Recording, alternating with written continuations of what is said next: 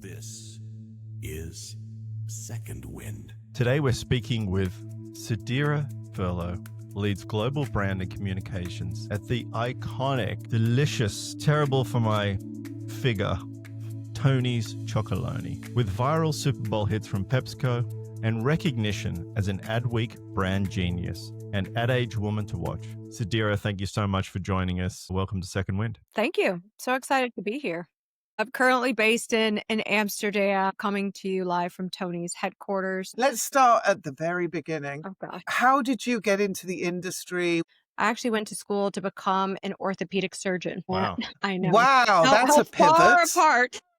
I graduated from university and I hadn't finished my science requirements, so I had to get a job because the parents weren't going to foot the bill. And I got a job in advertising at Leo Burnett. And that really was just something to make some money while I finished my science requirements to go on and be a doctor. And what I discovered was this love and passion for creativity. And it was like, oh, there are people behind brands. There's like this magic that happens of like these brands that I know in this world I didn't know existed. And what was supposed to be like a hobby, a thing to make money, ended up being a 16-year career. Yes. In the early days, back in the day, who were your mentors? Who were you most impressed by? I didn't have mentors early in my career in the traditional sense. I had my parents, and neither of them had taken a path that I was taking. My dad was a nuclear electrical engineer. My mom was a special education teacher. So none of them had been in marketing or in advertising. So a lot of my mentorship came from being a student of like reading and being like a young Black woman coming out of college and now being in an industry that was not a place I thought I would find myself. It was more being very observant. And so I would take pieces from different leaders, from different books. I remember Marissa Meyer at Yahoo early on, and she had this quote around, you know, you're onto something and in the right place. When something makes you a little bit nauseous and gives you butterflies, you're guaranteed to grow.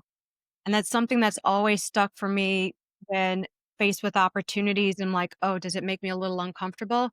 Okay, that's something I should run towards. If I feel comfortable and I'm like, yeah, that's probably like not the area where I'm going to grow the most. Yeah, that I think is a really interesting learning, failing forwards also, you know, there's nothing wrong with failure. There's nothing wrong with, you know, you have to make mistakes. You've got to smash eggs to make a cake. Yeah.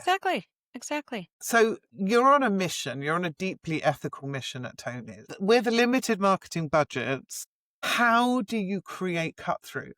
Yeah, it's been one of the most exciting challenges to come to a place where there isn't a budget. And if you asked me 2 years ago, I would not have said that. But at Tony's, it really comes back to non-traditional ways of marketing. And our biggest driver has been our bar, the actual product itself. We were just talking about it. First, the color. It's bright red, which you don't see in the chocolate category. And that's by design of like sounding the alarm. Our bar is unequally divided. See, it's become a print on my shirt. Hard to break, very different than what you'd experience with other bars. And then on the inside of each wrapper, we tell our story. Yeah. And we tell people like, you know, share a chocolate, share a story. And because we're so different than what you see on shelf, like that is unconventional. That's like the number one impression driver, that maximum reach. If you just buy the chocolate, you get a complete story. And that's the thing people always say, like, oh, you're so bright, or Tony's, your bar is so big, it's chunky, it's that. That's the number one thing that we've done, is just make a really good, damn tasty chocolate and sound the alarm about, you know, what's happening in the cocoa industry. So on the wrapper, inside the wrapper, we've talked about this before, Sadira, that, you know, okay, so the company is based in Amsterdam, is HQ'd in Amsterdam. And then, of course, it crosses borders. It's getting extremely popular around the world in so many countries. Culturally, you know, you want to make an impact, and culturally, everybody is different, and buttons are pushed in a different way. How do you account for that? Yeah, it's a great question, because moving from the US to the Netherlands, running a global brand that is internationally distributed, finding the right way to tell that story in a locally relevant way. And I'll give you an example of, just take humor. And humor in Europe versus humor in the US is very different. We had a campaign for one of our products called Little Bits, and we said in our European campaign, it takes balls to end exploitation in cocoa. Not riveting Nice. here in Europe, but it's like, yeah, would not say balls in the US for What obvious would you? reasons. I don't see those obvious reasons, Yeah. but go ahead. But I'm a potty mouth, so Yeah. But I you think do like you. that's the humor. There's so much nuance there Yeah. of how people experience humor, where you have permission in your tonality as a brand. We are Dutch by origin. The Dutch culture is very direct. It's built on transparency, this idea that there's nothing to hide. And you see that in how we show up as a brand. And then how do you express that directness in the US where people want you to love them a little bit, right? They want the Mm, sandwich of say something nice and then, okay, give me the other bit. And so we find the story doesn't change to your question. It's the same story because we need to be consistent. yeah. Our tone is consistent, but it's in the how we deliver it, where Mm. we tweak it, because ultimately it's got to be right for the person that's hearing it, not just because we want to say it. So, for example, the language has evolved over the years. Can you talk a little bit about that? Yeah. So like any brand, we continue to pay attention to what's happening in culture. And ultimately, we want to be able to express ourselves in a consistent way, but also be mindful of how that's being received. And so we continue to focus on how we're ending exploitation in cocoa, but finding different ways to tell that story based on who we're talking to. If Mm, we're talking to journalists, right, we might lean a little bit more on heavier facts and what's happening in our supply chain. But when you're talking to consumers, what they really just want to know is like, does it taste good? And yeah, then I can talk to them yeah, about the mission. yeah, absolutely. And you touched on humor. That's something that I'm really fascinated, to understand about brands. Um, how important is humor to telling your story? How do you inject humor into activism? Yeah. With a very fine tooth comb, I would say one of our values at Tony's is makes you smile. And ultimately, when you're talking about chocolate, it's a joyful category, right? It's indulgence. Like you go to chocolate to feel good. And we have to be aware of that. And we are also talking about something very serious at the same time. So the best tool that we have is our tonality. We found ways to talk about the bitter truth in a way that makes people lean in and want to hear. And we also do things with kind of this like wink and smile when the time is appropriate. And we found that, especially when we're being transparent, if we're telling you we're raising our prices and why, or even things like chocopocalypse, like that's a mouthful. That was an entire campaign focused on educating people on why cocoa prices were so high. So you find the balance in the information you need to get across, but with our tone, it makes it more a story people want to hear. So, choke apocalypse. Yeah. Go on, tell me. That one's passed me by. I want to know more about choke apocalypse. I can't even say it. Yeah, Choke exactly. apocalypse, But you right? will remember it and you'll be trying to say it later. I'm going to use it tomorrow.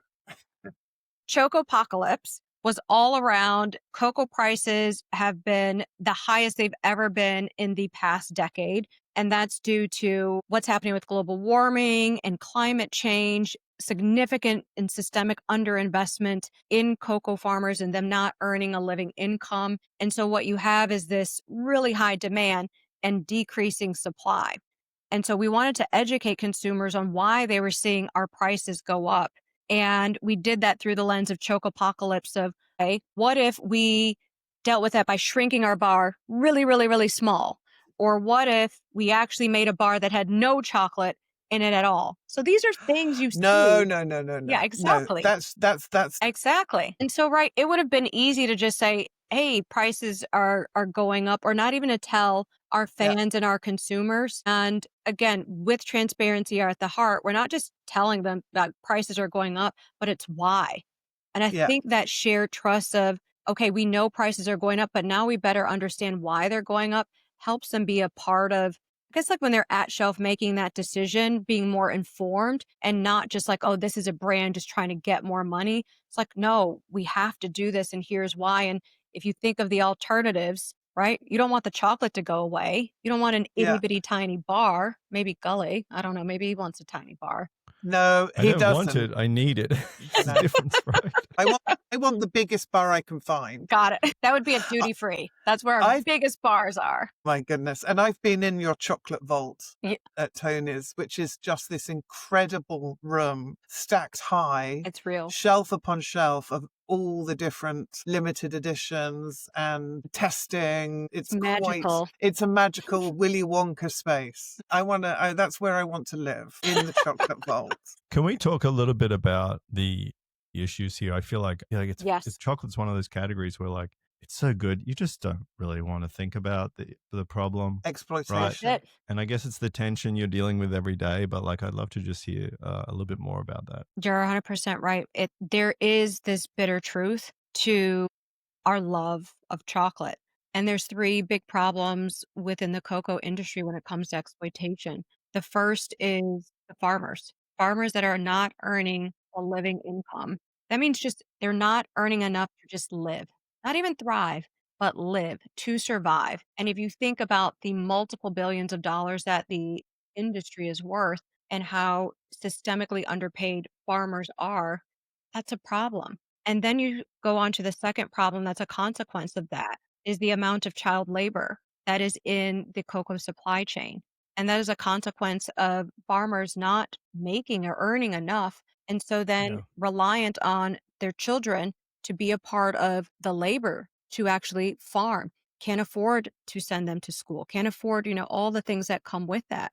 Then you have the third consequence. Cocoa's third biggest problem is deforestation. So, right, if you're not earning enough, what do? You cut down more trees so that you can plant more, so you can make more, so you can sell more. And this isn't because farmers want to do this. This is because they are left with no other choice because of how underpaid they have been and continue to be. And that is really what happened 20 years ago when Tim Van de Koken, one of our founders, learned that his favorite chocolate bar had these things that were a part of it. And he's like, I've got to do something about it. And so his big, Where did he learn that? Was he like traveling or something, yeah, I think, going to farms, or just researching on the internet like we all do? no, I don't think 20 years ago is on the internet. I think he was down in West Africa and saw it for himself and was like, why is no one talking about this? And so that was the first thing he did as an investigative journalist was, along with two others, created a documentary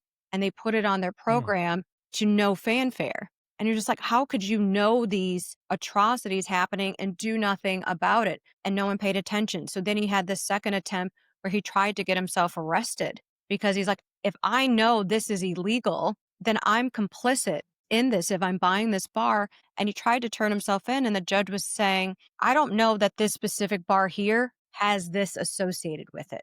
And if I arrest you, then I have to arrest everyone. And so when no one listened, when the judge wouldn't listen, he said, the best thing I can do is show you. And that is how we came to be and what our name represents in Tony's lonely journey within the cocoa industry to change it from within, to show that it is possible to create damn tasty chocolate in an ethical way. And that sounds radical, but it is actually quite that But simple. it is radical though, because it wasn't happening. It was not So happening. Not it made a radical difference in the industry. Yeah.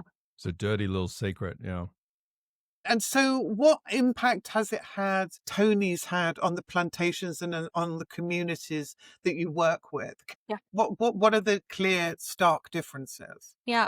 One fact, and I want to be clear, this isn't to say that there's no one else in the industry making strides or progress to drive change. We are just very bullish on the pace and magnitude of that change, that more can be done at a faster pace. And I'll use one example to illustrate this. The child labor prevalence rate on a cocoa farm in West Africa is a little under 50%.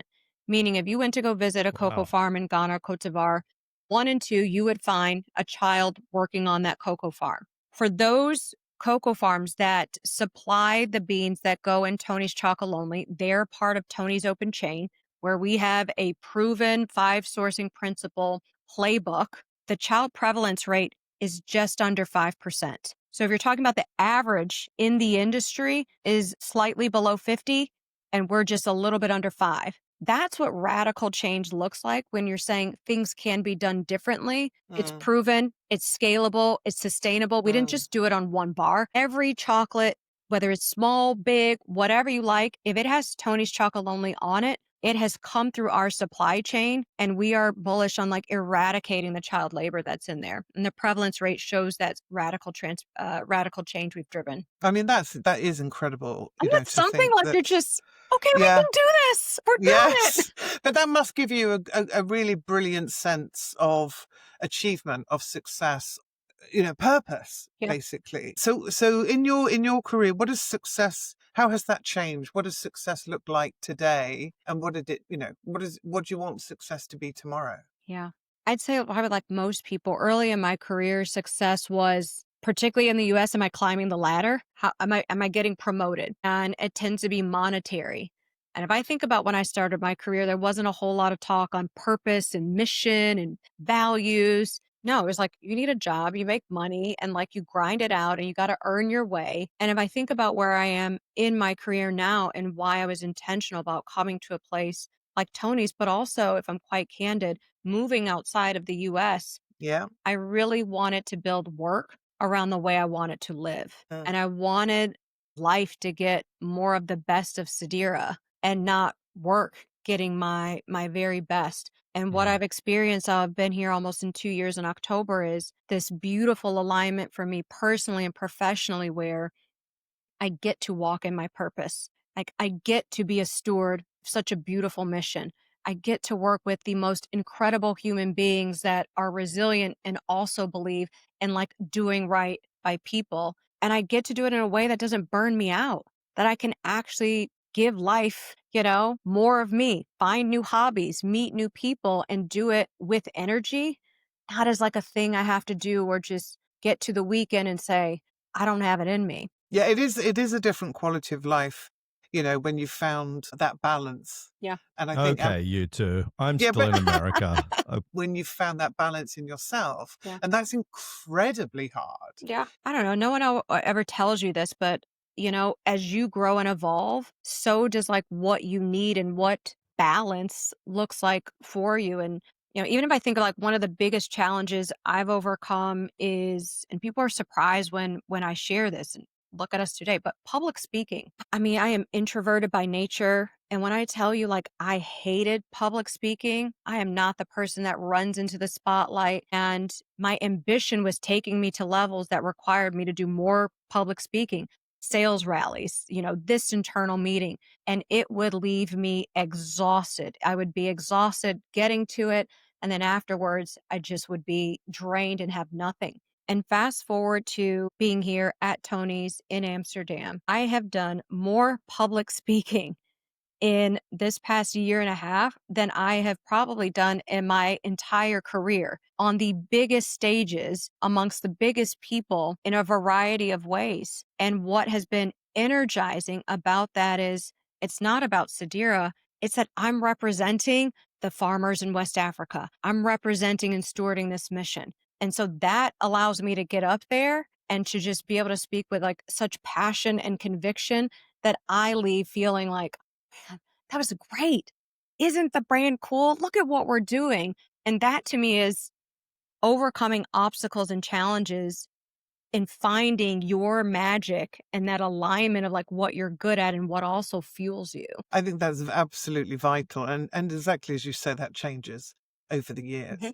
I wanted to just touch on, culture and diversity. mhm, How do you, because you're leading a team, mhm, all the heads of, in your team, all the senior leadership is all women. mhm. How do you create a team that is diverse, that works, that has trust and, and a superpower? Yeah. How do you build that? How do you make that work? Yeah. I think one of the biggest advantages I have in doing that is I'm a Black female in a really senior position as a marketer. And I tell my team, not on a regular basis, but this may be the only time in their entire career where their boss is a Black female. I hope it's not, but that is very likely to be the case for them. And so I have a responsibility. I make it a part of just everyday conversation. It's not this thing that lives in a box. It's about how I show up as a leader. It's about how I create space. How do I bring curiosity to the conversation? How do I get involved in the hiring process and say, hey, from the beginning, I love that I have an all female leadership team. But what I also love is having a diverse team. And that means, hey, we need to bring some more men into this team because there's an entire point of view that isn't being represented in that. Well, So it's I think about for me, time, I will building say. diverse.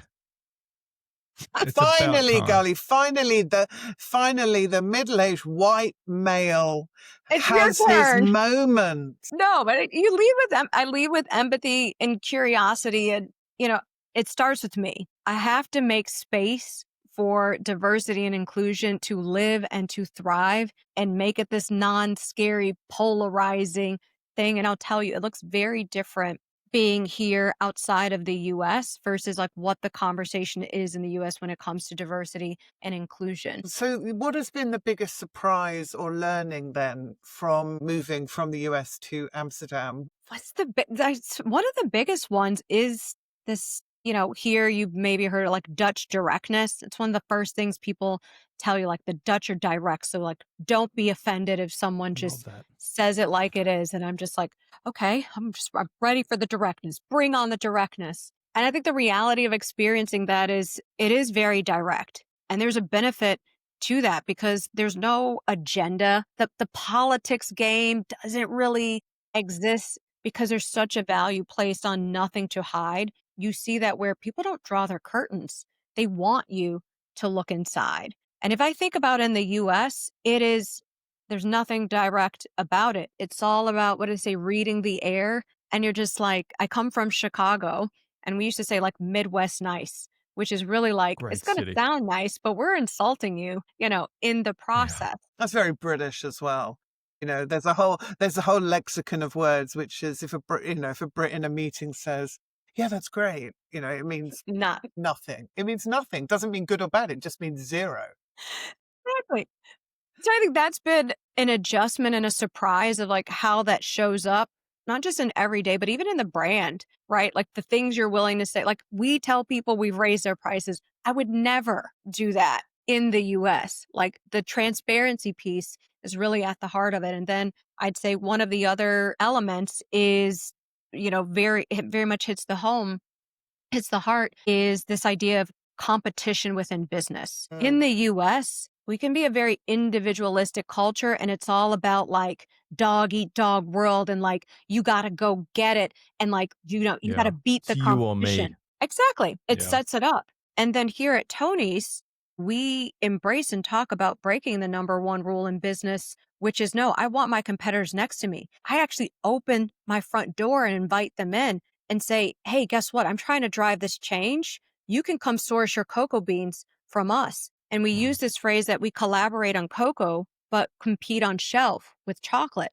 And I just don't know in the US at that scale that you're inviting your competitors stand next to you and not compete with them. So if you could give a piece of advice to the creative industry, what would that be? My advice would be to be more curious about what you could learn from your competition to be better in service of good, Right. not in service of beating them.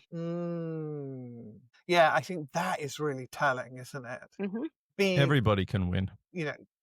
yeah, exactly. Everybody can run. It's not like one person wins and effectively. everyone else loses, right? Yeah. And if you think about it, there's a big move in the US in creativity and brands and all around purposeful positioning. And if all these brands move towards purpose, how do we actually like get further behind in some of these areas? And like, what could it have looked like in driving change if brands actually came together more in service of common missions? So I read labels and I know a lot of the ingredients, and I'm one of those weird people. I'm not the status quo in the food industry is deceptive packaging. I see everywhere. Marketing terms like wholesome, or there's a picture of a farm. There's a whole schema to deceive customers. What is it like coming into a category like that and trying to do the opposite of what everybody does? When you go to the chocolate convention, are you like, There's a chocolate people convention. everyone hates? Because you're exposing them, and especially coming from a company like PepsiCo, right? Yeah, it's very different. And I mean, Gully, you're not alone. Like I am a label reader. And I go back to that curiosity and that question of, do you know who made what you're wearing, what you're eating, what you're Yeah, buying? sure. And right, we've gotten better at food of like this behavior of like, look at the label. Shorter is better. If you can pronounce it, great. If you can't, probably don't need it inside of you, which is positive, right? Like that's about being more informed and making those choices. I think one of the beauties of being at Tony's is that from the origins, it was rooted in transparency and this Mm. idea of nothing to hide. And we don't talk about being perfect. We actually talk about how imperfect we are on this journey to driving change because it's freaking hard. And we're accountable to that. Every year we publish an annual fair report where we talk about here's what we're going to do, here's what we did, here's what happened. And we do it year after year over year. So we talk about when we find child labor in our supply chain and we celebrate that not because there's children in our supply chain, but because we can do something about it. And we have the data that shows that when we take action, we can actually move towards eradicating it.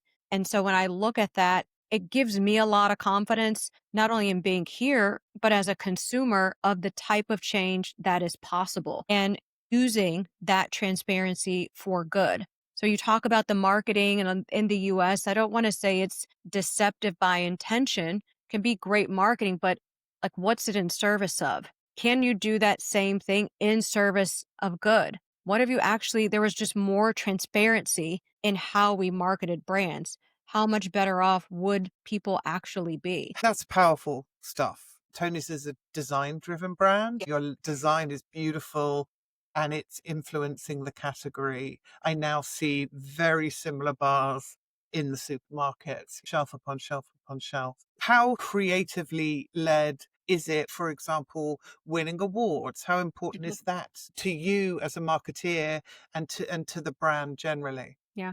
I'd say when it comes to winning awards, it's not like at the center of what we do. And I've been at places and in different roles where that was, right? That was one of the ambitions and the focus because, the creative excellence was so important to our overall success and standing out and standing apart. Again, 2 years here at Tony's, and I would say doing the right thing in service of the mission and how we tell the story.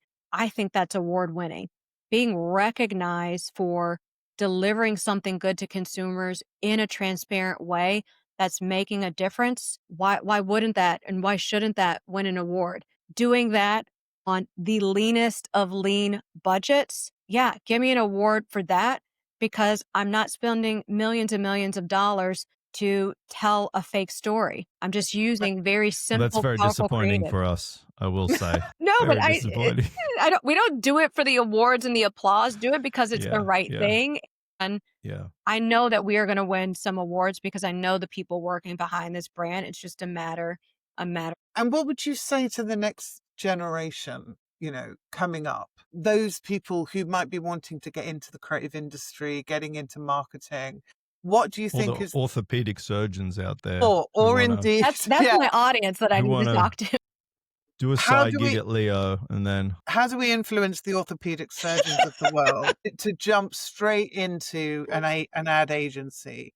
What is the thing that people should focus on? Is it like get yourself a mentor? Is it training? Is it get into AI? What is it? Yeah. I think it's a few things. I'd say what is accessible to everyone in getting into the business is be curious. If Mm. you aren't curious as a person, you are going to struggle because you need something to fuel your inspiration, the ideas, and how you're going to go about tackling a problem. And I think curiosity is one of the biggest enablers to creativity. And that's free access. So like ask questions. Why? Why do you like something? Why are you following that brand? Why did you like that? Why did you heart that? Why did you not heart that? So I think curiosity is number one. And then number two, I'd say start exactly where you are. The beauty of today in this very digital social world is creative tools are abundant and they're at your access. Get really good at telling your story. Get really good at storytelling in general on any platform. Write it, use AI, do it on, the gram, TikTok, but find your vehicle for honing your skill around storytelling And that is something that will serve you for wherever you go within marketing or advertising or a creative field. Surgery. Or surgery also needs really good storytellers. Yeah, I think so, frankly. So this thing about curiosity, I too think that's, vital Mhm. and central. What are you personally curious about? What keeps you excited and invigorated? What drives you, what do you love? What do you look Yeah. for? I am obsessed with human-centered curiosity. So, like, I love to say that now, but I love people watching. Like, I am an observer of people, right? It's that stat that 80% of what we say is nonverbal. And so getting to pay attention to how people behave, the why they do something they do is something, I mean, just I can't get enough of How it. they look at that chocolate shelf, the Yeah, Yeah. chocolate aisle sometimes, all of it. Why? That right? you pick that? Like that Yeah, one has which one pictures. did you go for? That one doesn't. Why did you pick that bar? So just a why person. I think, and the other one is AI. Like I am obsessively curious about AI and how I use it, in what ways, how to not use it.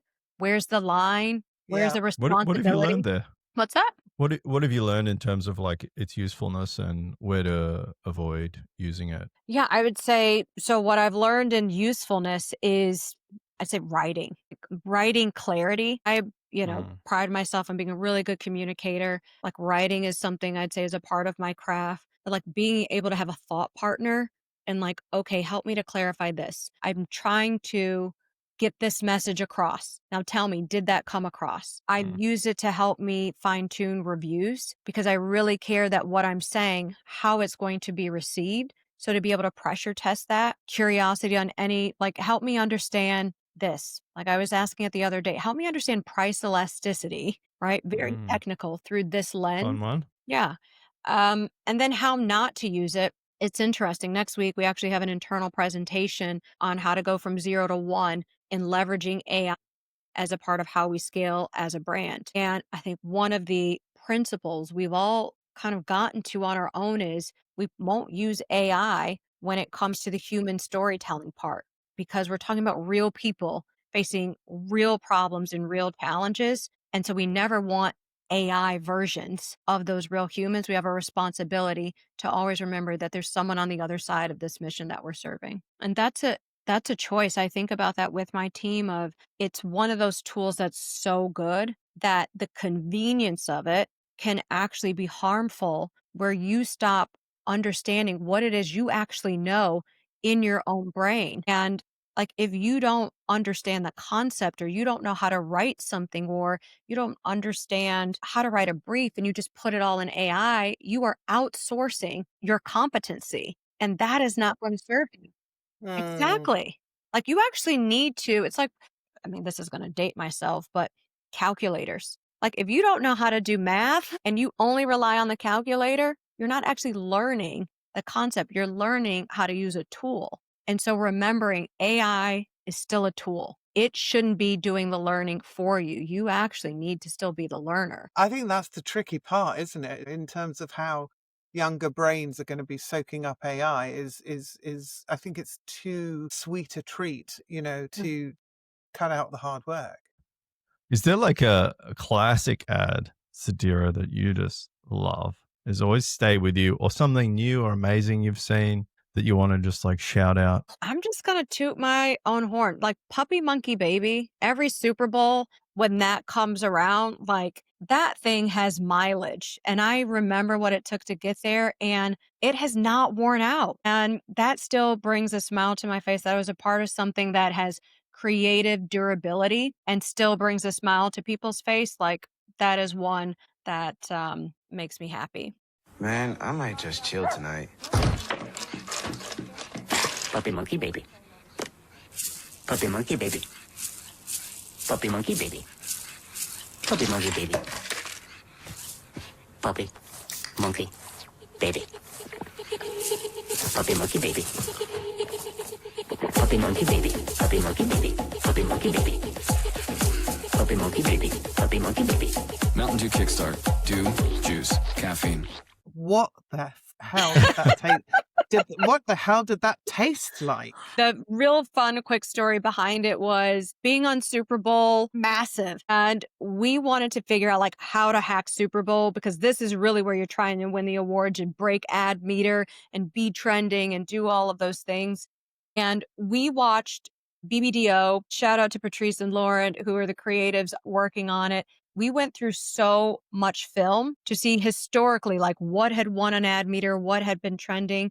And what we saw over like that past decade, things that won awards tended to have a baby, a monkey, or a puppy in them. It was really big when like babies and animals were in the Super Bowl advertising. And we had like 3 product benefits. You're like dew, juice, and caffeine. And so we came up with the idea of 3 awesome things combined. And that's how we got to Puppy Monkey Baby as the embodiment of dew, juice, and caffeine. And Wow. getting that out the door of PepsiCo with Wow, our yeah. CEO at the time. Thank you for the trust. What was the reaction when you first saw that? You were Congratulations. just like, what?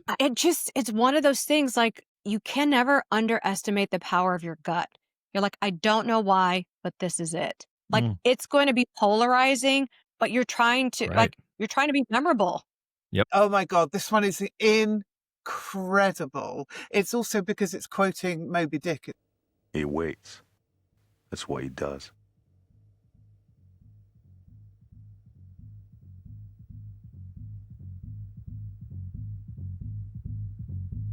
And I'll tell you what. Tick followed tock, followed tick, followed tock, followed tick.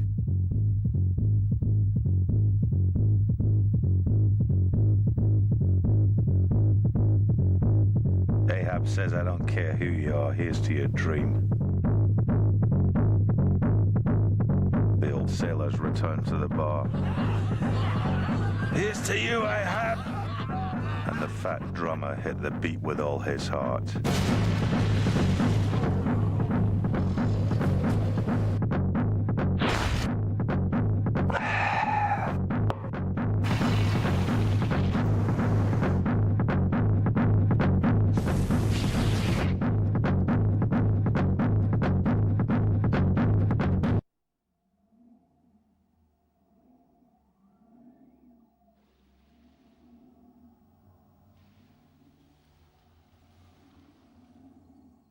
Here's to waiting.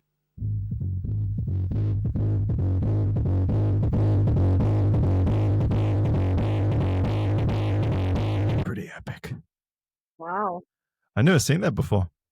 I've never seen And it I love either. Guinness and I surf. Have you never seen this? I've got to This go is back No. and watch it. Like, It doesn't show, Guinness until the very end. You see the white horses, you see the froth and the foam. Not it's that AI power, or it's the- production craft. It's not exactly, and it's the camaraderie of the surfers on the old boards. The music it's- is fucking epic. It's so good. Yeah, it's really. Yeah, Really the good. beat goes through Yeah, you. Yeah. So that to me is like the classic of all time. That is advertising. Sadira, you've been amazing. Thank you have you amazing. so much for joining us on our ridiculous podcast journey. I love it. I'm here for it.